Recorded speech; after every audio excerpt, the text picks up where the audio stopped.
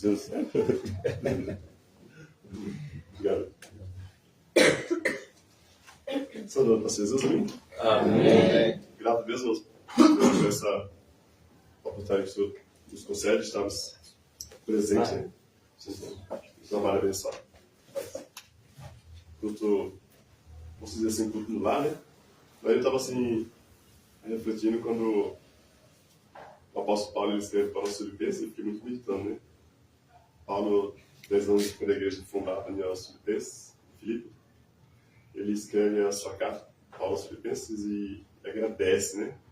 A igreja de Filipos pela cooperação que a igreja teve lá em Filipos.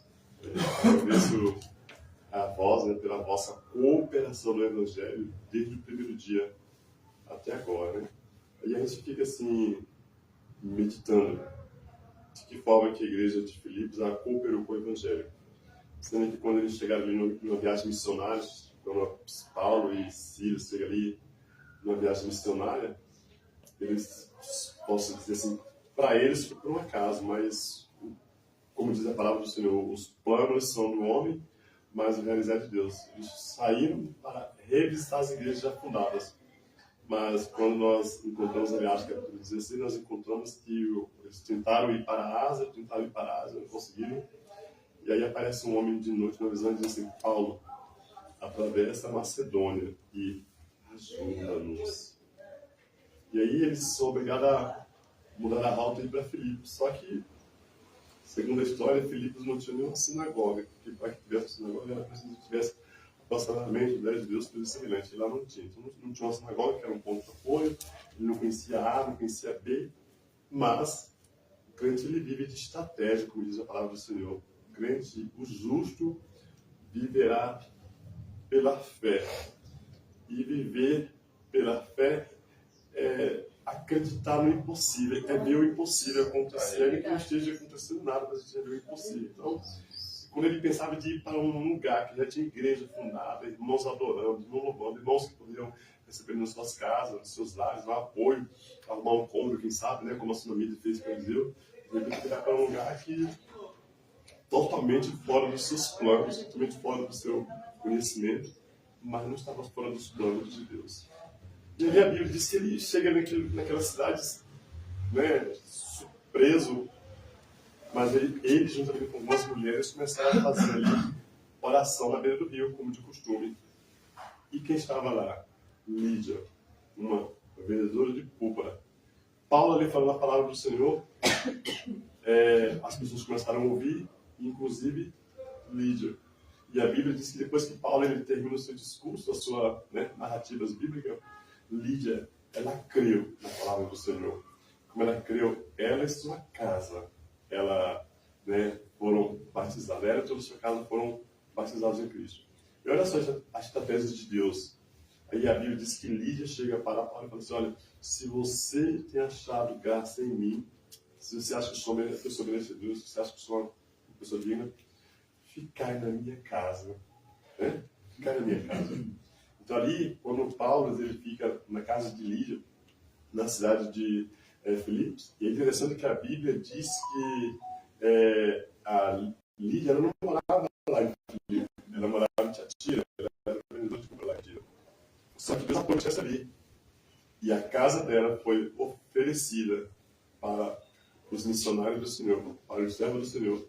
E ele começou a igreja do Senhor na cidade de Filipos.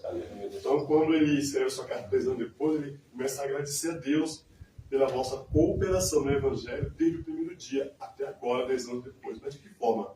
A primeira pessoa a cooperar com o Evangelho foi Lídia, oferecendo a sua casa para que cultos acontecessem, né? Cultos acontecessem, que o nome do Senhor fosse louvado, que o nome do Senhor fosse adorado. Só que, muitas vezes, não é porque Deus está no controle da situação que não acontecem adversidades. Não é porque Deus está na situação que não acontecem os levantes. Não é porque Deus está no controle que não acontecem as tempestades. Sim. Nós conhecemos que todos os dias eles iam lá, quem cruza o caminho, aquela podemos dizer assim, escrava do adversário, aquela moça que adivinhava tudo, que ela era uma escrava, tanto de seus senhores, como do adversário, que ela era obrigada a adivinhar. Mas por que aconteceu? Existe um momento da nossa vida que Deus aí quer nos tirar, como dizer assim, do nosso conforto. Ele quer que a gente dê passos a mais. A gente tem uma tendência muito forte de querer se acomodar. Né? Então, a tendência muito forte de querer se acomodar. Então, depois que o apóstolo Paulo ele expulsa o demônio daquela moça ali, há um grande levante. Houve um grande levante. Mas a igreja permaneceu plantada, louvando e adorando o Senhor. A carta do apóstolo Paulo, Paulo aos Filipenses, a gente lê assim uma carta linda, maravilhosa, é conhecida como a carta do amor fraternal. Mas ele não escreveu essa carta nos seus melhores momentos. Ele escreveu essa carta em momentos cruciais da vida dele. Ele estava preso aos piratas de César. Né? Praticamente estava já esperando o dia da sua sentença. Mas é a carta, uma das cartas mais amorosas. Então, a primeira pessoa a cooperar com o evangelho foi Lídia, oferecendo a sua casa. Quem foi a segunda pessoa a cooperar com o evangelho na cidade de Filipos? A Bíblia diz que o carcereiro em Filipos também cooperou com o evangelho. De início ele recebe uma carta, ele recebe autorização do Império Romano para que mantivesse Paulo juntamente ali com Silas, preso lá no fundo, com seus pés, né, amarrados ao tronco.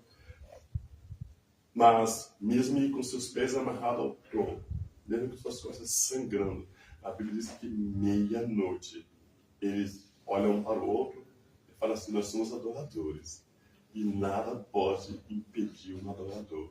Então lá a Bíblia diz que eles começaram a orar e adorar o Senhor. Eles não tinham motivo nenhum para adorar o Senhor. Existe um momento na nossa vida que é assim: a gente não tem motivo nenhum para adorar o Senhor, a gente não tem motivo nenhum para continuar sendo crente. Perseguição aqui, perseguição lá, pensei que ia ser tudo bem, maravilha, maravilhosa. Toda a situação é melhor que tivesse que voltasse. Então, lembra que a gente serve ao Senhor e que muitas vezes não vem a dificuldade, vem de altos e baixos.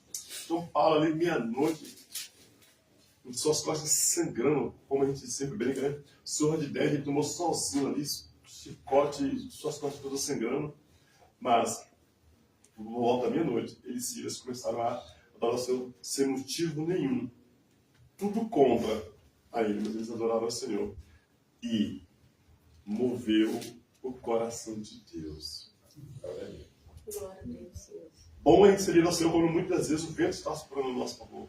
Mas quando a gente não tem motivo nenhum para adorar o Senhor e a gente continua ali firme, move o coração de Deus. Eu tenho certeza assim que Deus ele olha para o arcanjo, para o querubim, e o seu coração do Senhor desce lá e faz alguma coisa. Deus usou a natureza para abençoar a vida de Paulo. Deus usou a natureza para abençoar a vida de Silas. E o que aconteceu? Um grande terremoto, as portas foram-se abertas, né?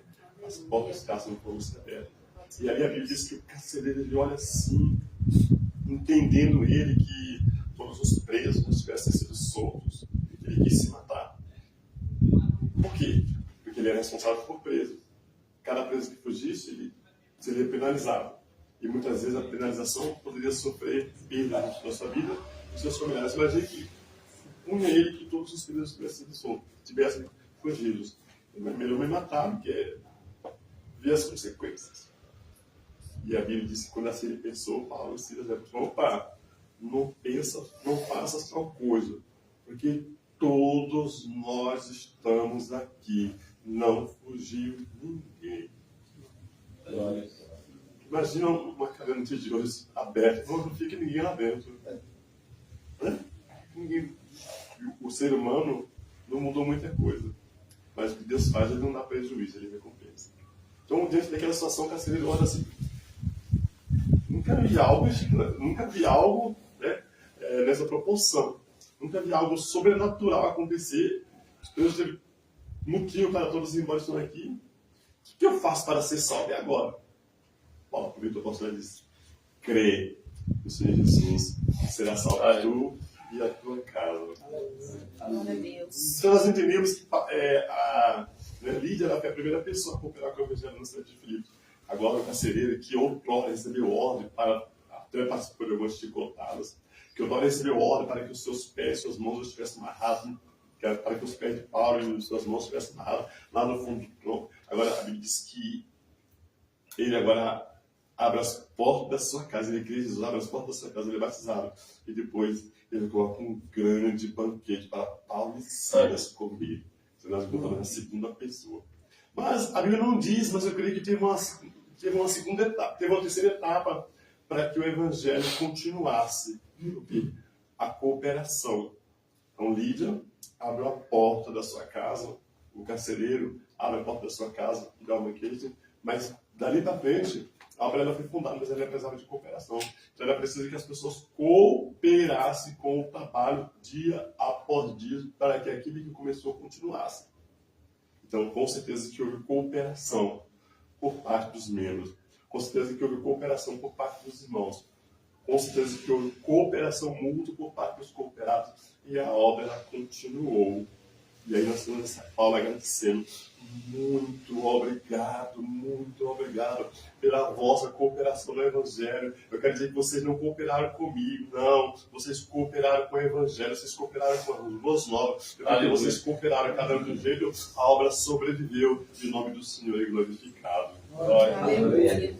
Então é isso que precisamos dizer, cooperar, ajudar. Eu não posso fazer muita coisa, não. Mas segura na minhas mãos que nós vamos em frente. Né? É isso. Eu não posso fazer muita coisa, não, mas eu vou estar lá, né?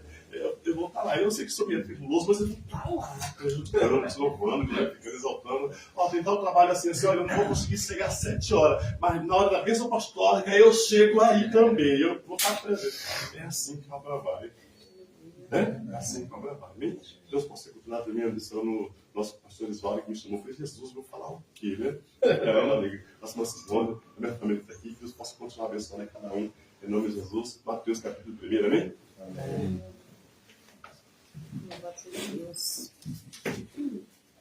Eu fiquei perguntando, Jesus, não sei o que eu vou falar, mas que o Senhor Jesus possa, vocês aí, um ao outro, ter as mãos. A obra do Senhor, o início é meio complicado, mas depois ela se encaixa. O início é meio assim difícil, é meio. Né, mas depois ela. Eu tenho até que É uma hora. Sério? Eu tô morrendo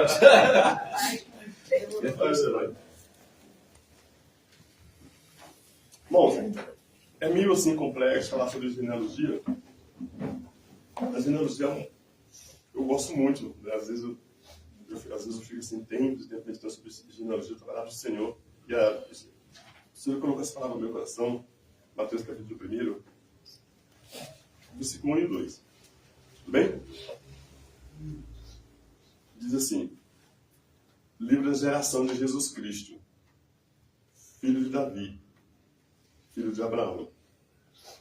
Abraão gerou a Isaac, ou seja, né, Abraão foi pai de Isaac. Isaac foi pai de Jacó. E Jacó foi pai de Judá e seus irmãos. Certo? Aí vem o versículo 3. Judá gerou de Tamar, Pérez e Azerá. Pérez gerou a Esrom. E Esrom gerou a Arão. Amém? Solta aí. Irmãos, foi sentado aí? Mais uma vez que eu posso continuar. A profissão trabalho maravilhoso. Se quiser pegar uma água, tem água. Ah, eu quero. Eu consigo. Obrigado, Luiz. Olha só. Nem Salomão, né? Tomou água na. Esse Jesus é maravilhoso lá, né? Prepara coisa boa, né? Hoje eu tinha seguido. Eu nem segui o trabalho, eu sei lá, se eu 5 da manhã para trabalhar e eu cheguei em casa. Minha esposa deve chegar às 8, né? E eu cheguei, eu acho, quase 11. Né? Aí o nome deu carona, falei, irmãos. Nem Salomão andou em um caso deles, olha que coisa linda, né? Jesus é maravilhoso.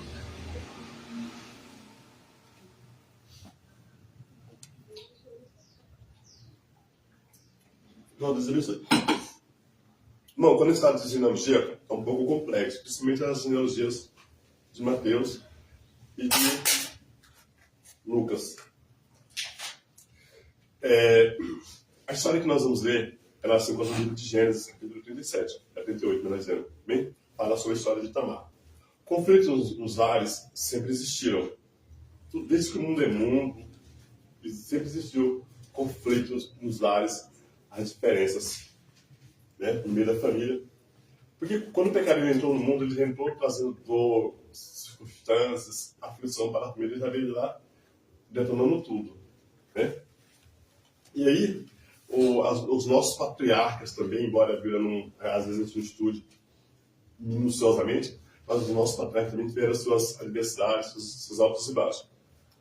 A genealogia que nós acabamos de ver, que é a genealogia de Cristo, narrada por Mateus, ela conta a história de 3 mulheres, né? 3 mulheres. Tamar, Raabe e... quem é outra? Tamar, Raabe e Ruth, né? São 3 mulheres que chegaram onde mulher não chegava, e na genealogia, principalmente na genealogia de Cristo. Então, Tamar, Raabe e Ruth, elas chegaram lá, na genealogia de Cristo. Elas romperam barreira, quebraram preconceitos e chegaram lá. Elas chegaram em um lugar onde mulheres não chegavam, mas elas chegaram. Chegar na genealogia de Cristo, eu creio assim que era o sonho de toda mulher. Mas na genealogia, mulher não entrava, só homem. Mulher não entrava. Mas Mateus ele faz questão de colocar essas 3 mulheres lá. 3 mulheres com histórias diferenciadas, com histórias que, olhando aos olhos da sociedade, 3 mulheres, podemos dizer assim, um passado triste, um passado complicado. 3 mulheres improváveis, melhor dizendo. Aí nos relata que depois que José ele foi vendido pelos seus irmãos, lá para o Egito, Jacó ele passa por aquele processo de luto, que acreditou ele que seu filho tinha sido morto e lacerado pelos animais selvagens.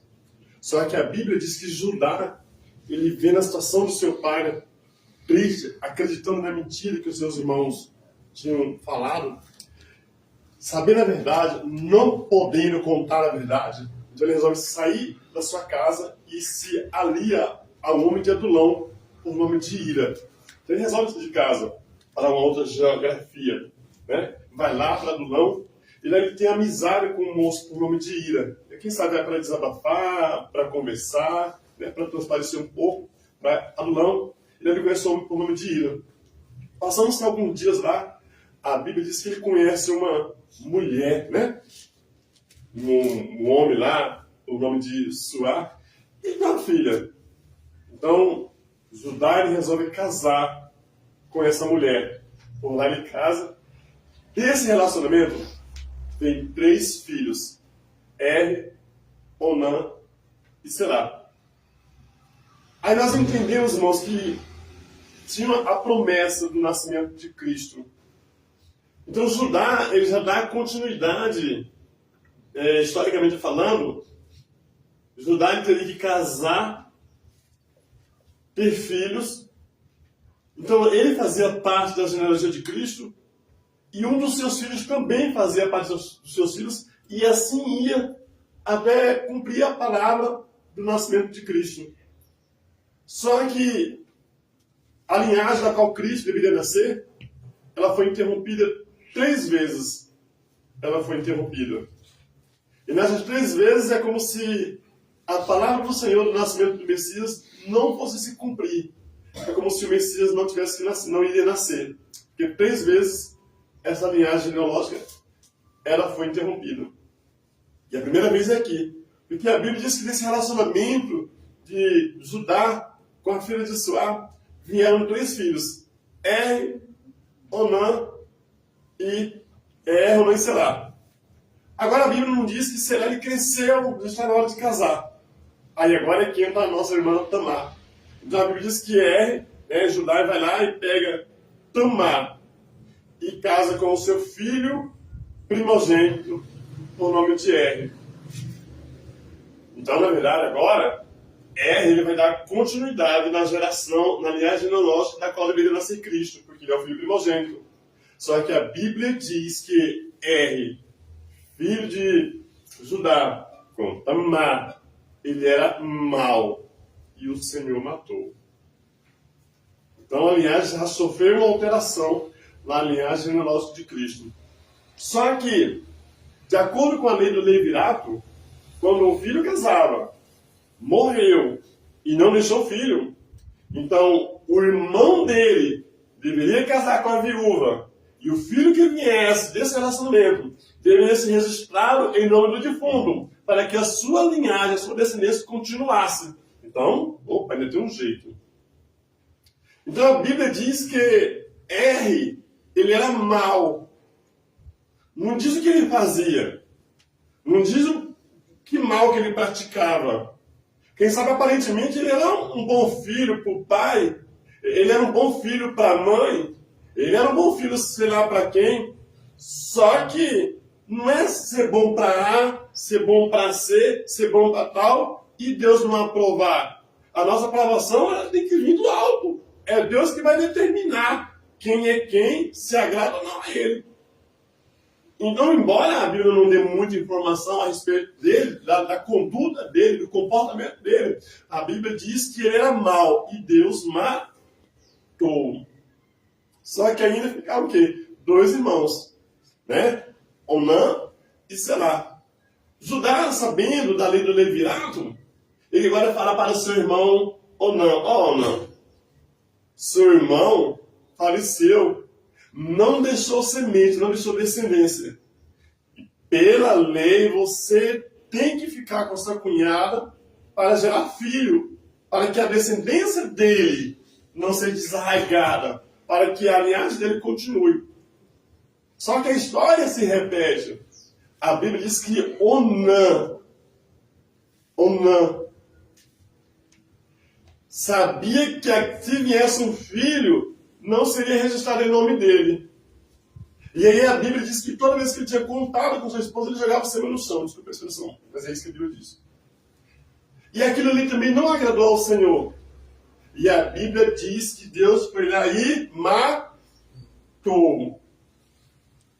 Mas vocês entendem que em determinadas circunstâncias que a gente passa, que a família passa, a gente não tem explicação. Às vezes acontece tanta coisa na natureza, hoje as pessoas perguntam assim, por que aconteceu isso, por que aconteceu, irmão? Tudo isso que acontece no mundo, no universo, tem uma consequência. Que consequência é essa? A entrada do pecado no mundo. Não adianta dizer que é presente A, que é presente B, que não. Tudo que acontece no nosso universo tem uma consequência. E a consequência é uma e única. A entrada do pecado no mundo. A entrada do pecado no mundo destruiu todo o natural de Deus. Todo o natural de Deus ela destruiu. Então a Bíblia diz que agora, olha o pensamento, né? Quantas vezes nós estamos com o mesmo pensamento de Onã. Ah, não é meu, também não vai ser mais de ninguém. Ah, não é meu, né? Não vai ser dele, não vai ser dela. Joga fora. Ah, não tá bom para mim, também não vou querer que fique bom pro outro. Por quê? Porque a atitude dele é, não, tudo bem, pai, eu concordo. Vou ficar com ela, vai vir um filho. Meu irmão, só eu saber que a linhagem do meu irmão tá bem, eu vou estar bem também.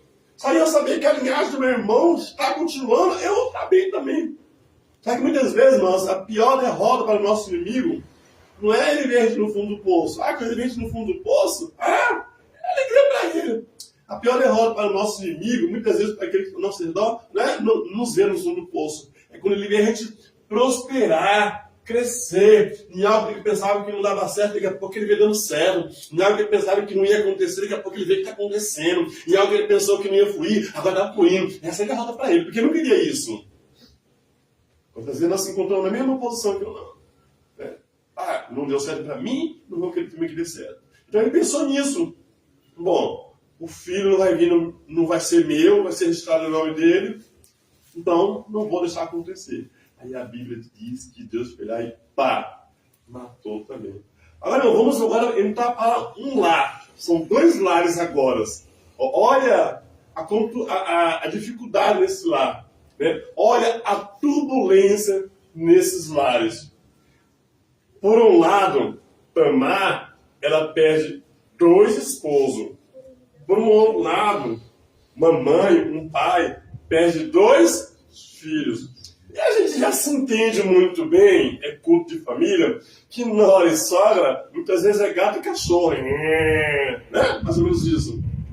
Né? Falei pra você, ela ficou a cara dela, meu filho morreu, culpa dela, né? Nunca era, né? Eu falei que ia acontecer isso, né? Então, olha, tá vendo? Eu falei pra ele não casar com ela, você falou que casou, morrei agora. Agora eu falei pra não dar um não, morrei agora.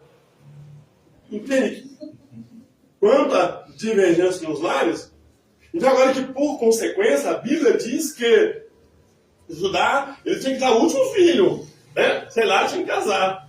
Mas com certeza, né? Que o lado dele foi bombardeado, né? Pá, pá, pá, pá, pá, pá. Tem coisa que só marido escuta, né? Tem coisa que só marido escuta. A pastora falava assim, nossa, todo mundo fala do seu esposo, que maravilha. Ele é bonzinho mesmo, né? Só eu sei que eu escuto para o cobertor. Sabe lá, só ajudar, sabe o que ele escutou, né? Já, né? Poxa aí, mas a história aí lá, na perda dos seus dois filhos, como é que foi lá? Rapaz, se eu te contar, nem te conto. Aí ele teve que arrumar uma estratégia. Sei lá, por certo, você tem que casar com Tamar. Né? Ou ele chega para Tamar e fala assim, olha Tamar, por certo, você tem que casar com meu último filho. Só que ele é novo. Então, para que não aconteça o que aconteceu com os demais, vai para a casa do teu pai. Fica lá até Selar ser grande. Quando ele ser grande, prometo. Sabe aquele prometo? Prometo. Prometo. Né? Nem que depois esqueça da promessa, né? Mas eu prometo, né? Nem que depois eu esqueça da promessa, mas eu prometo que ele vai casar com você. Sabe aquela promessa que eu prometo, mas, né? Mas esperando. Aguarde, né? Foi assim que ele fez, né? Prometo. Né? Só que a Bíblia diz que o tempo passou, Selar cresceu e a promessa não foi cumprida. Não é? Esqueceu. Tamar ela volta para, né? Ela casou cheia de sonho, né? Porque é o sonho de toda mulher. Ela está tão cheia de amor que ela não consegue ver um sapo. Ela vê um príncipe, né? Ela vê um príncipe. Está na casa com aquele príncipe, né? Tal. E vai ser feliz para sempre. Tal. Ela não pensa nas turbulências da vida. Não pensa nas turbulências que é a família, que vem sobre a família, né? Aí, de repente, perde o primeiro esposo. O sono já, mas não deu certo, lá vai dar certo agora, hein? Perde o segundo, meu Deus, e agora? O tempo está passando. O homem, o filho, ele dava direito, né, podemos dizer assim, ao sustento. Então, ela volta para casa do seu pai, já não tem esse direito do sustento. Ele dá direito à herança também. E aí ela não tem filho, não tem herança também. Então está sem sustento, sem herança. Daqui a pouco o seu pai, que já está na idade avançada, morre. E aí? Quem tem que pensar nos pós da vida, não é verdade? Então ela volta para casa do seu pai, sem a esperança de sustento, porque não tem filho, sem a esperança de herança, porque também não tem filho. Então ela volta, né? Posso dizer assim que fazendo das palavras de Ana, né? De Noemi, as palavras de Tamar, né? Cheia eu parti, cheia de esperança, cheia de perspectiva, cheia de bons sonhos, porém vazia eu me tornei, né? Porque eu sonhei em casar, ter filho e tal, só que perdi meu primeiro esposo, perdi meu segundo esposo, então, juntamente com essas perdas, perdi a esperança, perdi isso, perdi aquilo outro. E agora ela olha para Selar, vê que Selar já está grande, já está adulto, mas a promessa, e a promessa, eu prometo, a promessa ficou no vale do esquecimento, né? A promessa ficou no vale do esquecimento. Louvado seja o nome do Senhor. Só que a Bíblia diz que os dias passam também, né? E agora, Judá, para completar a sua dor de ter perdido 2 filhos, a Bíblia diz que ele agora perde a sua esposa. Eita! Vocês entendem? Quantas divergências, quantas tribulações muitas vezes a gente passa por luta que os nossos personagens bíblicos eles passaram por lutas maiores, por dificuldades maiores, por problemas familiares maiores. Quer dizer, quando ele perde os seus 2 filhos, talvez, de uma certa forma, com certeza, ele era confortado pela sua esposa, um ajudava o outro. Mas agora, por destino da sorte, o homem ele acaba sendo muito dependente da esposa. Louvado seja o nome do Senhor. Isso é fato, O homem ele é muito, muito dependente da esposa, não tem jeito, em muitos pontos falando. E agora a sua esposa, que era a sua base, o seu apoio, ela se vai também. Então ele agora está com 3 lutos. Uma das coisas que a gente aprende muito, irmão, que às vezes a gente só sabe o que é uma situação quando a gente passa por ela. E quando a gente não passa, mas só quem passa pela situação para entender o outro lá na frente. Eu não sei, quem sabe quantas vezes ele até criticou da Tamar. Mas agora ele está sentindo também na pele o luto da sua esposa. Ele perdeu agora a sua esposa. Além de ter perdido os seus 2 filhos, perde agora a sua esposa. Passa-se o período de luto e a Bíblia diz que agora está tendo uma festa. Festa de tosquia de ovelhas. Nas tosquias de ovelhas, eles acreditavam nos deuses da prosperidade. E por eles acreditar nos deuses da prosperidade, determinadas mulheres de vidas fáceis, se trajavam, para se prostituir conformidade com os deuses da época. Aí alguém chega, sabe aquele famoso, podemos dizer assim, telefone sem fio? Aquele telefone sem fio? Agora tá bom, Porque agora tem zap, tem Face, tem mais não sei o quê. Mas antigamente não tinha essas coisas, Mas o telefone sem fio, ele é desde que o mundo existe. Alguém chega para tomar e fala assim, Tamar, eu tenho uma quentinha para você, que tá tendo festa lá, na tosquia das ovelhas. Louvado seja o nome do Senhor. E sabe quem vai estar lá? Não, teu sogro. Seu sogro vai estar lá. Lá em Timnate, na tosquia das ovelhas, teu sogro está lá. E a Bíblia diz que Tamar tem uma estratégia. E aí fica possível, meu Deus, que as mulheres, quando elas querem, elas conseguem, Graças a Deus que nós estamos vivendo aí século XXI, e no nosso país, as mulheres eles têm se avançado, o Senhor Jesus tem levantado grandes mulheres no meio do Evangelho, e graças a Deus por isso. Outro dia eu estava lendo, até funcionando no YouTube, muitas escravas que superaram, muitas escravas elas superaram os seus senhores, elas fizeram histórias, dentro da casa dos seus senhores, porque elas foram além.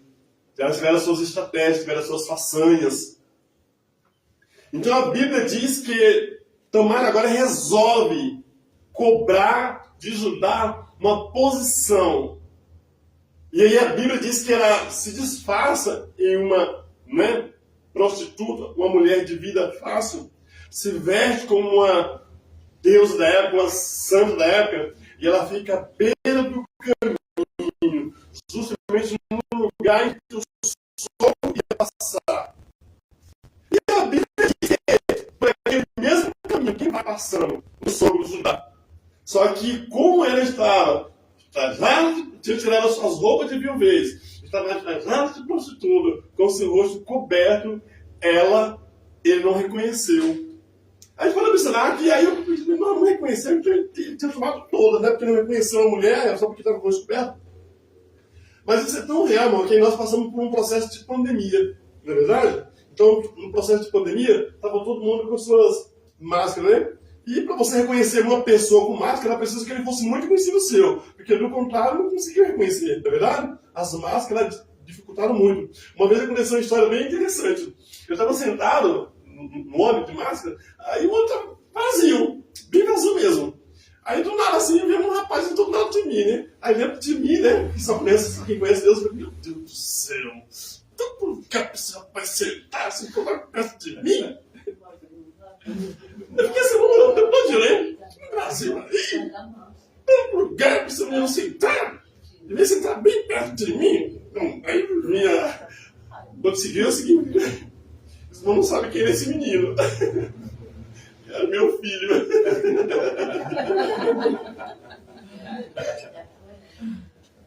Ela disse, nossa, acredito, Jesus que é meu filho, mas nem reconhecendo meu filho. Está entendendo fazer as máscaras? Então, muitas vezes a gente passa por isso. Então, Judá também não reconheceu. E fez a proposta de ficar com ela. E ela aceitou. E na proposta ela falou assim, o que você vai me dar? Olha a estratégia, o que você vai me dar? Aí ele falou assim, eu vou te dar um cabrito. Né? Torcida das ovelhas, eu vou te dar um cabrito. Mas ela foi esperta. Ela falou, você não tem um cabrito aí? Não, mas eu vou enviar o cabrito para você. Você fica comigo, tal. Eu vou enviar o cabrito para você. Então tá bom, então me dá a garantia de que você vai me dar, que você vai me enviar esse cabrito. Qual é a garantia que você quer, Tamar? Qual é a garantia? Aí ela fala assim, eu quero o seu lenço, eu quero o teu cajado e eu quero o teu cinto. Essa é a garantia. Quando você me trouxer o cabrito, eu devolvo essas coisas. Mas a mulher, ela diz que o homem é a cabeça, né? Mas a mulher é o pescoço. Ela vira pra cá, vira pra cá, e vira pra cá, e vira pra cá. Porque o pescoço que vira, né? Vai bater uma coisa que o homem não vai fazer. Se ele fizer, a guerra está garantida, né? Porque é o pescoço que vira pra lá, que vira pra cá, né? Um vira assim, pra cá também, né? O pescoço tá peso, né? Mulher, o pessoal diz que mulher é carne de pescoço. Eu não sabia se é carne de pescoço, não é vida. Eu vou estar no caso. Em casa, quem apanha sou eu. Então ela tem essa estratégia: selo, lenço e cajado. Então, ela ficou com ele. Né? E aí, depois que tiveram contato, a Bíblia diz que ela tira as suas vestes, podemos dizer, de prostituta, põe as suas vestes de viuvez, volta para a sua casa. Mas Tamar, Judá tinha feito uma promessa de quê? De resgatar os seus pertences. Aí ele manda o seu amigo levar o cabrito para ela, para resgatar os seus pertences. Só que quando ele vai de encontro com a prostituta, ele não encontrou. Pediram informações e a resposta foi essa: não teve nenhuma prostituta por aqui. Entende isso? Não teve nenhuma prostituta. Não, aqui não. Não, mas ela estava em qual lugar assim? Não, você deve ter se equivocado. Uma das coisas que a gente aprende, irmãos, é que muitas vezes quando a gente senta na mesa ou em algum lugar para falar de alguém, tem que ter muito cuidado, porque eu posso ser a próxima vítima depois. Alguém depois vai sentar para falar de mim. A gente pode entender que falaram para Tamar, teu sogro vai estar em Timnate, na torcida das ovelhas. Olha só, teu sogro vai estar em Timnate, na festa da torcida das ovelhas. Então ela se disfarça de uma prostituta para realizar para questionar o seu direito, que era um direito dela. Ela questionou o seu direito. Né? Só que dá certo o plano. Judá fica com ela. Ele manda devolver o cabrito. Não encontra a prostituta. Só que ela tem 3 pertences dele. O que ela tem? Selo, lenço e cajado. Mas o que ela queria com isso? Ela sabia que, de acordo com a lei do Levirado, ela não poderia casar com ninguém sem a autorização de Judá. Né? Se ele não liberasse, ela não poderia casar com ninguém. Então, se ela ficasse com alguém, né? Então, de acordo com ele, ela estava em adultério. E a punição para o adultério na época era morrer queimada. Então, pegava a prostituta e queimava, para que outras não cometessem o mesmo erro. Então ela queria, e na época também não tinha exame de DNA. E ela sabia que ela poderia ficar grávida. E ela queria provar quem era o pai do seu filho. Ela queria ter uma prova concreta, uma prova viva de quem que era o pai do seu filho. Porque quando explodisse que ela tinha ficado grávida, ela ia ser queimada. Então ela queria provar. Quando mandam levar o cabrito, não encontra. Mas ela tem provas de quem é o pai do filho dela. Pode observar que eu não sei se foi a mesma pessoa, mas a história se repete. Que agora alguém chega para Judá e fala assim: Judá, tem uma quentinha, que sabe quem está grávida, você não vai nem acreditar. E é mais ou menos assim: Vou contar para você, mas pelo amor de Deus, não conte para ninguém não, viu? Sabe quem está grávida? Tamar. E tem pessoas que muitas vezes não sabem da nossa vida, da sua vida, mais do que nós mesmos. Por incrível que pareça. Tem pessoas que é assim. E não é no dia de hoje não, você vem de lá. Sabe por quê? Porque quem contou para ajudar que Tamar estava grávida sabia de todos os detalhes. Sabia tanto detalhe que falou assim, olha, Tamar está grávida, já é o 3º mês da sua gravidez. É, né? Detalhes. Como sabia? Eu sei lá com quantos meses a Tamar está grávida na minha conta. Não é? Ó, já é o 3º mês. Eu acho que ela é uma informante mulher, né? Porque, com todo respeito às mulheres, elas são bem detalhistas em algumas coisas, né? Aí Tamar se encheu, mirado e tal. Ele nunca procurou se ela precisava comer, se ela precisava vestir, se estava precisando de alguma coisa, se tinha uma... Ele nunca procurou nada. Prometo casar, mas nunca, a promessa não cumpriu, e, né, mas agora ele descobriu que a nora dele está grávida, fez beijo, então ela adulterou, não quer saber se aconteceu um estupro, não quer saber nada, ele quer agora é vingança, ela tem que pagar pelo erro dela. A história muitas vezes não muda muita coisa. Às vezes a gente não quer fazer justiça, a gente quer, né? A gente não quer saber o que aconteceu, como é que foi, como é que não foi, não. Muitas vezes. Então a Bíblia diz que manda Judá para assim, ó, vai lá, pegue Tamar e queime. Vamos ver, quem está com a Bíblia aberta aí?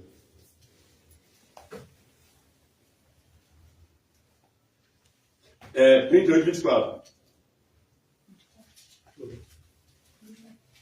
Passados quase 3 meses, foi dito a Judá, Tamar tua nora adulterou, pois está grávida. Então disse Judá, tirai-a fora para que seja queimada. Está entendendo?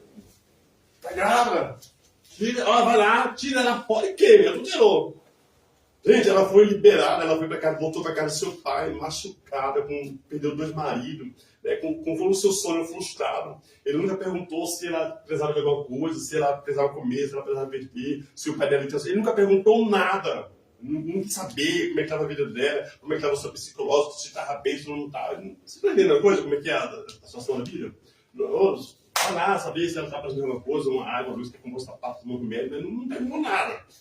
Agora, quando ele soube que ele estava grávida, fizeram o 3º mês, vai lá, tira ela e queima ela.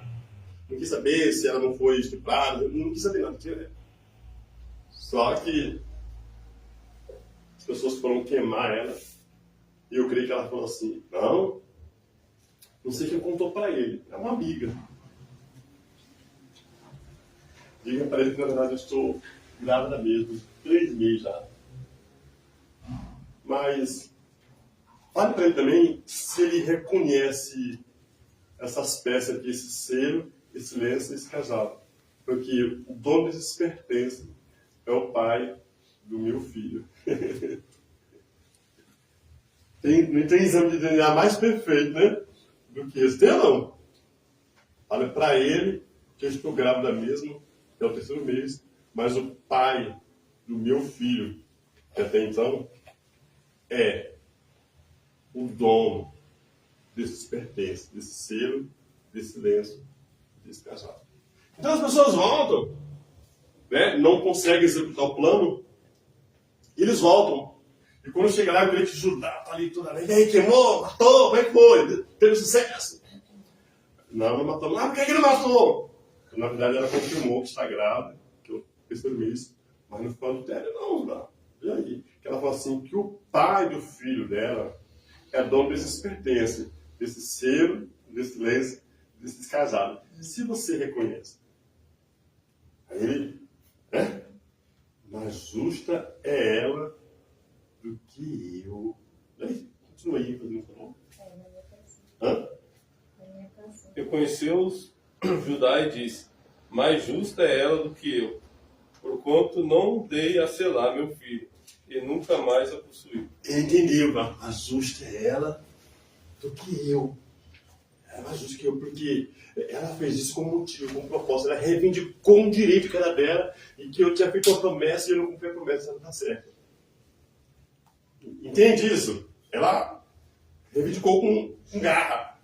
Só que a Bíblia diz que é lindo trabalhar de Deus. Quantos filhos dele morreram? Né? 2.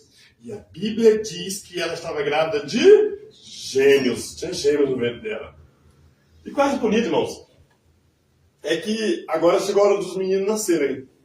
E a Bíblia diz que quando chegou a hora dos meninos nascerem, ela teve dificuldade no parto. Aí um vem e coloca a mãozinha primeiro. Então, independente de ser gêmeos, um é mais velho do que o outro, na verdade, pelo tempo, quer seja minuto e tal. É mais ou menos isso. Um nasce em 31 de dezembro, em 29 de dezembro, 10 para meia-noite, o outro já nasce 1º de janeiro, né? Então, um é mais velho que o outro, aquela coisa toda.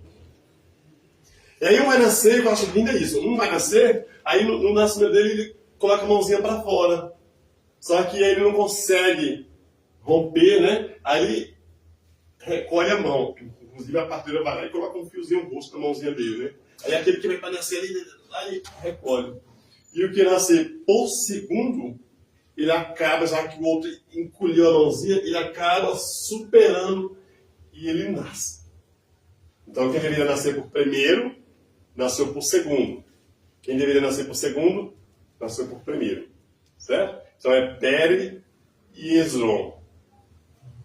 Um recebe o nome de Pérez e outro recebe o nome de Hezron. Como disse que Judá ele faria parte da genealogia de Cristo, que foi quebrada.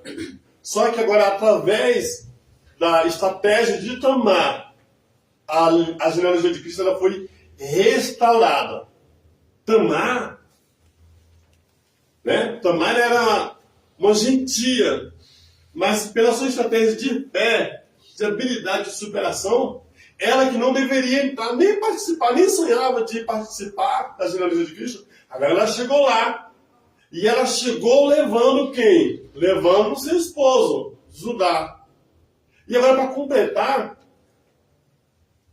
o escritor de Mateus, quando ele vai escrever Mateus, ele vai narrar a genealogia bíblica, que ele deveria pegar um para continuar.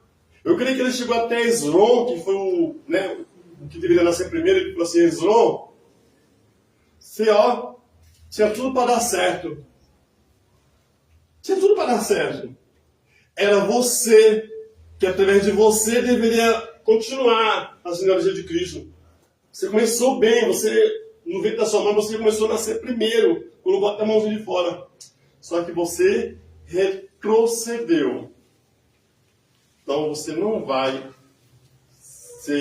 dar continuidade à lei de Cristo. Aí ele vem para Pérez. O significado de Pérez é romper barreiras. Aí ele fala para Pérez assim: Pérez, você não começou bem. Você não começou bem. Você começou lá, no último. Tinha tudo para dar errado. Tinha tudo tinha tudo para não ser você. Tinha tudo para não acontecer. Tinha tudo para não dar certo. Mas você rompeu barreira. Você rompeu o limite. Você, podemos dizer assim, pulou muralhas. Então é você. É você. Aí nós encontramos que através de Pérez, voltando lá na genealogia de Cristo, Pérez gerou Hezron, e aí a genealogia de Cristo ela foi restaurada aí. O que a gente aprende com isso? Muitas vezes no século XXI nós temos que aprender, irmão, não se limitar nas barreiras. Nós não podemos parar nas barreiras. As barreiras não podem ser motivo da gente de nos estacionar. Não. O Senhor Jesus está procurando pessoas que queiram romper barreira, romper obstáculo, superar diante das adversidades, superar diante das lutas, né? Tem tudo para não dar certo, mas você vai romper, você vai derrubar essa muralha, você vai quebrar essa corrente. O Senhor, ele não errou quando Ele escolheu você, Ele não errou quando Ele te chamou, Ele não errou quando Ele te escolheu, Ele não errou quando Ele pegou o cetro de rei e apontou para Esther, e apontou para José, e apontou para Neemias. Ele também não errou quando Ele pegou o seu cetro de rei e apontou para você. Ele apontou para a pessoa certa. Mas o que eu preciso fazer? precisa fazer, ter estratégia para romper barreiras, ainda que tenha tudo para dar errado, ainda que tenha tudo para não acontecer, ainda que tenha tudo para não ser, mas a sua perseverança, a sua estratégia vai fazer acontecer, vai fazer fluir e vai acontecer para a glória do Senhor. Aleluia, Deus. Entende? Uma vez eu não sou muito de assistir, mas naquele ano eu acho que assisti, foi a corrida de São Silvestre, parece um memória de 2017. Né? Quem aí assiste deve entender melhor do que eu, né? Já na reta final tinha um vencedor, né? Foi em 2017, né? Quem assiste deve lembrar. O vencedor, ele já estava lá na frente.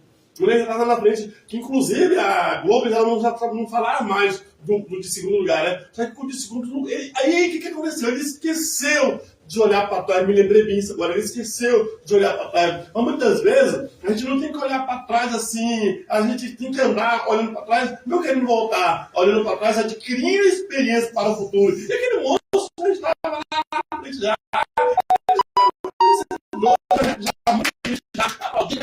Só que estava no segundo lugar, o que fez. Né? E que é estratégia para mim e para você nessa manhã. Às vezes a gente está lá no fundo do poço, já está se esgotando. Mas muitas vezes a gente tem que aprender como Davi, arrancar força da nossa fraqueza e ir em frente. Então aquele perdedor que ia chegar em segundo lugar, ele arrancou força da sua fraqueza e deu o seu último. Quando o primeiro chegou, chegou com o segundo colocando a mão, então o segundo chegou primeiro. Por quê? Porque nem sempre quem está na frente é o vencedor. Cuidado! Porque a glória é do Senhor, a honra é do Senhor, é o Senhor que eleva, é o Senhor que exalta, é o Senhor que levanta, é o Senhor que abençoa, é o Senhor que guia, é o Senhor que prospera, e que Ele possa continuar guiando e prosperando, continuar guiando, prosperando e dando estratégia para todos vós, em nome de Jesus. Amém? Palmas ao Senhor.